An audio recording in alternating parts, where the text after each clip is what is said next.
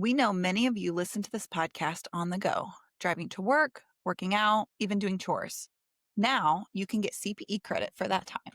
With Earmark, you can earn free NASBA approved CPE for listening to the Inside Public Accounting podcast. After you listen to an episode, take a quiz and your certificate will be ready. Earmark has courses for everyone in your firm, from staff to partners. Get started today at earmark.app or download the free app on the App Store. Today, we're talking about something every accounting firm claims to care about, but very few are actually getting it right. It's talent retention, and specifically what the younger staff, this generation coming through, are telling us they want from their employers and their accounting firms. And spoiler, it is not pizza parties or ping pong tables or casual Fridays. The things younger staff are asking for are really pretty straightforward, but they require leadership and not just perks. Yes, and we talk about these gimmicks. I saw an accounting firm website that promised a free fruit bowl in their offices. Now, that's really going to move the dial. This is the Inside Public Accounting podcast. I'm Rob Brown. And I'm Chelsea Summers, Executive Director of Inside Public Accounting. So let's start with some key themes here around this topic of talent retention,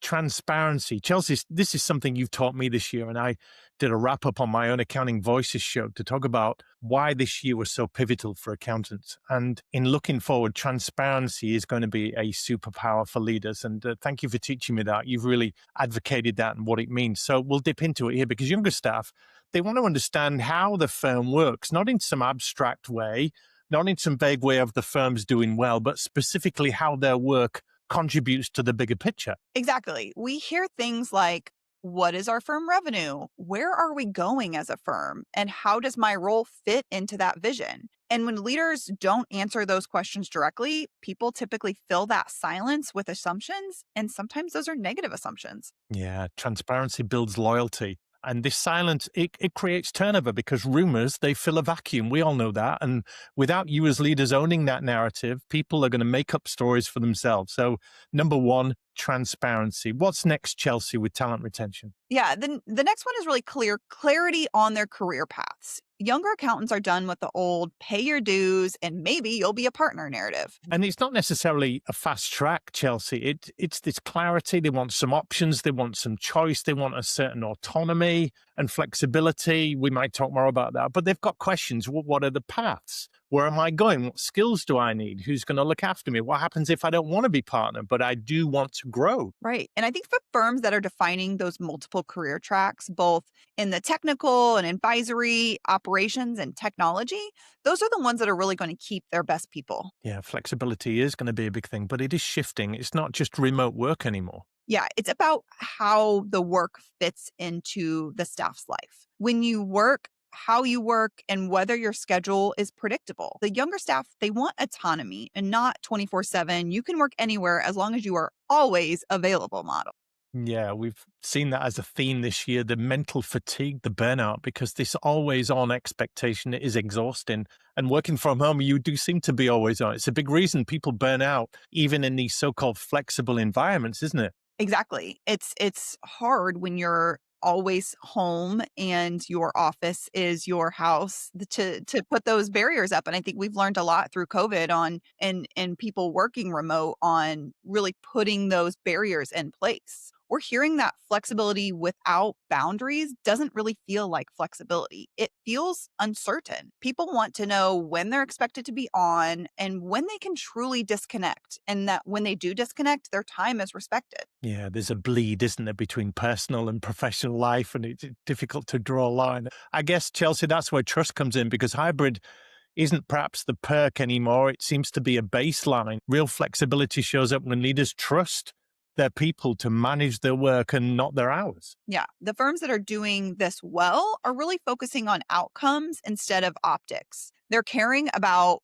the work getting done well and on time, but not whether someone is online at 7:30 p.m. or sitting in a specific chair in their office. And the argument for monitoring our people and bringing them into the office is accountability. But actually, when trust is there, the flexibility actually increases accountability because people are taking ownership of their work because they feel trusted and respected and not monitored. Yeah, perfect. That's very true. Another one that comes up a lot is younger staff care more about the culture around them than any perk a firm can offer. Culture is such a big one, Chelsea. That soup that we all live in, the Diet Coke or whatever it is we're drinking, the Kool-Aid. It's what defines the fabric of your firm. And so what plays into this? Mentorship, psychological safety, regard for mental health, managers who check in like humans. That's what keeps people, particularly this younger generation, isn't it? Absolutely. And we keep hearing a lot about burnout, and burnout is not just about the hours that you're working. It's about the lack of control and meaning and really feeling like your work is just disappearing into the void after it's done. True retention, I hear from leaders, is the relationship between the staff and their manager. People leave because of a bad boss, not necessarily because of a bad firm. Yeah. But the extra dimension here for me is interest in engaging work. So don't chain people to a desk in a dark room with grinding work, because those days are gone, and people don't go for that anymore. Yeah. Chelsea, what else is shaping talent retention? Yeah. Another theme that we hear is that technology matters a lot. The younger professionals come in, they're expecting automation, AI, and tools that are really removing the repetitive manual work. Yeah, if you're giving them old technology, old software, old hardware, that's a problem. And if they don't see good technology, it's not just frustrating, it concerns them. Because if a firm feels outdated and you're not keeping up and you're not investing in technology, the staff will worry that their careers are equally going to be disregarded. Yeah. And people don't want to spend their early careers doing work that could be automated. They want to spend time learning and analyzing, problem solving, and adding value to the clients, not manually moving data from one system or one report into another. And that's the interest in engaging work that I was speaking about. You can make it more enjoyable for them. We know it's hard. We know there are busy seasons and everything else, but that's why technology isn't just an efficiency conversation. It becomes a talent conversation. Yeah. And those firms that are investing in the modern tools and actually training people on how to use those tools, that's sending a clear signal that our firm is thinking about the future and we're investing in you.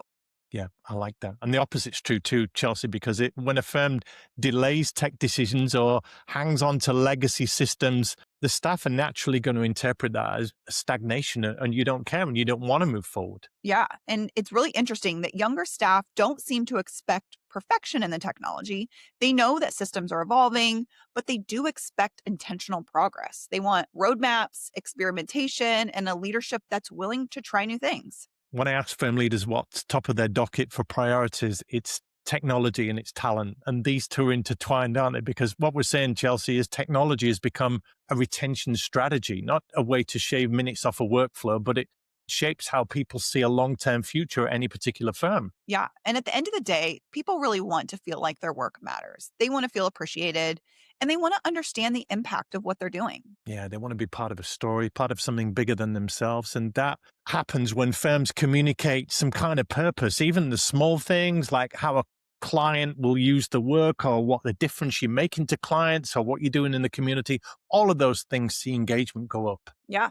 So let's flip this, Chelsea, and talk about what firms get wrong. What is coming up on the horizon for firms that neglect talent? What are firms getting consistently wrong with retention? Yeah. So we're seeing that some firms think that mentorship is an optional perk. It's not. Younger staff want coaching throughout the year, not just one annual review and a rating that happens at the end of the year. Accountants have got used to doing it 1 year reviews and performance management things and on that yearly cycle, but it's got to be more regular, more intentional. And then, and for a soundbite, how about this? Silence from your manager, your boss, is the fastest path to disengagement. You'll just tune out. Exactly.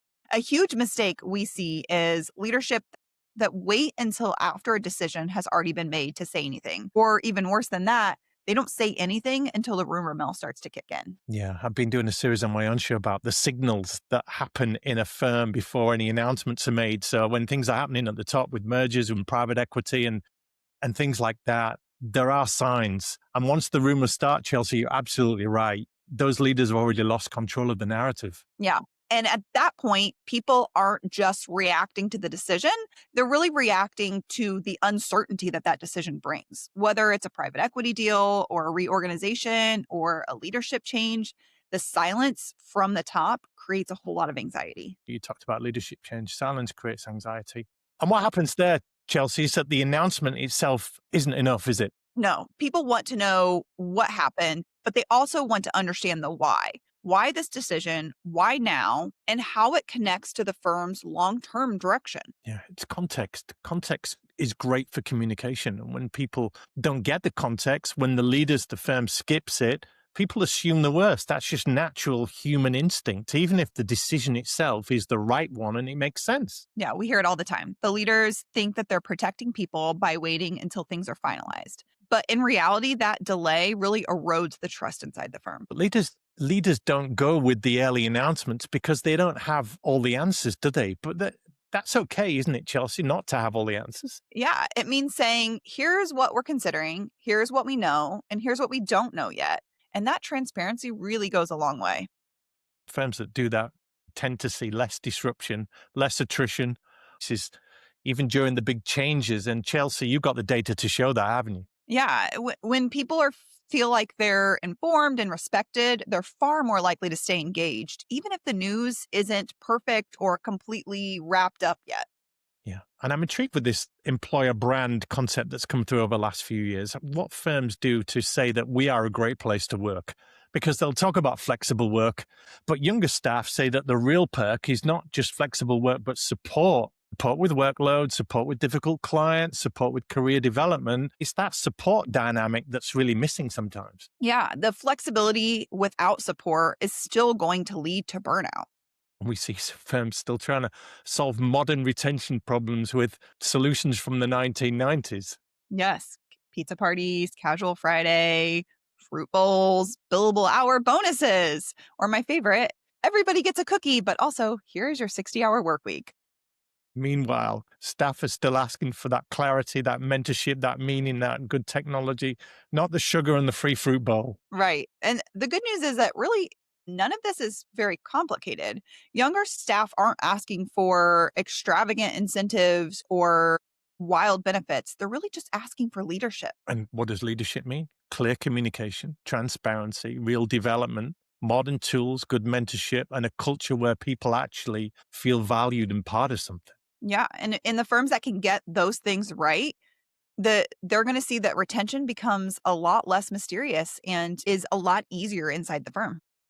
All right, this wraps up this episode on talent retention. It's a great way to end the year. If you're a firm leader, you're probably doing a lot of this stuff, but you might be wrestling with retention. These are the areas to focus on. And stay tuned because next week we're going to be diving into the launch of the Inside Public Accounting Practice Management Survey. It's one of our highlights of the year, how to participate, how you can complete the survey, how you can help your firm and get some of the benefits of participation. Yeah, we're excited. And until next time, keep leading with the data.